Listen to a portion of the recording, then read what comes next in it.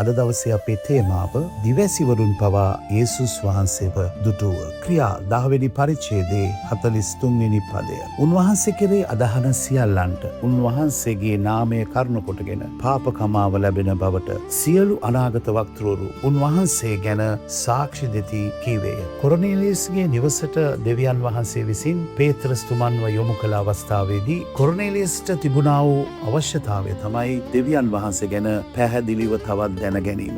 එම අවස්ථාවේදී පේත්‍රස් තුමන් ශුද්ධ ලියවිල්ලම දෙවියන් වහන්සේගේ එළිදරව් බව සනාථ කරන්න. එනම් පරණ සහ අලුත් ගිවිසුම මේ දෙකම දෙවියන් වහන්සේගේ බව සනාථ කරන පිණිස මෙම කොටස පැහැදිලිව ප්‍රකාශ කරනවා. අපි දිවැසිවර මීකාගේ පොතට ගියොත් ක්‍රිස්තුස් වහන්සේගේ උපත සිදුවන ස්ථානය නිශ්චිතව ප්‍රකාශ කර තිබෙනවා. ඒ වගේම වසර 10කට පෙර ගීතාවලියේ 22 වෙනි ගීතිකාවේ ක්‍රිස්තුස් වහන්සේගේ දුක් විඳීම පිළිබඳව නිශ්චිතවම සඳහන් කර තිබෙනවා. මේ තුලින් ප්‍රිය මිතුරනේ අපට දැනෙන්නේ එදා මුළු දිවැසිවරුන්ම යොමුව තිබුණේ ක්‍රිස්තුස් වහන්සේ වෙතටයි. එනම් කල්වාරි කුරුසියේ මනුෂ්‍ය සන්නතිය උදෙසා උන්වහන්සේ කරන ඒ පාප විමුක්තියටයි ඔවුන්ගේ අවධානය තිබුණේ. එසේනම් මේ මොහොතේ ඔබේ පාපයටත් ඔබ සමාව ලබාගෙනද තිබෙන්නේ. මේ වචනේ පැහැදිලිව සඳහන් වෙනවා උන්වහන්සේ කෙරේ අදහන අයට පාප කමාව තිබෙන බව. පාප කමාව ඔබ ලබාගෙන නම් ඔබ උන්වහන්සේගේ දරුකමට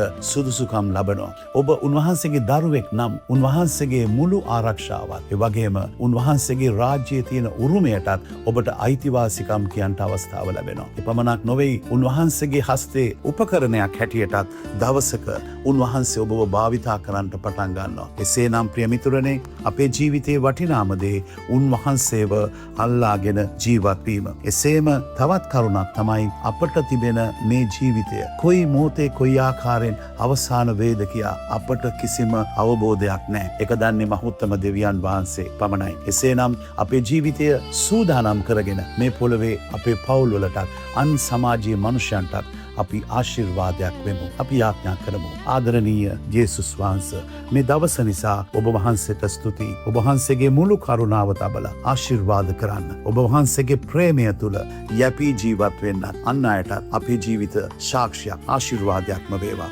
ජේසුස් වහන්සේගේම නාමයෙන් ආමේන්.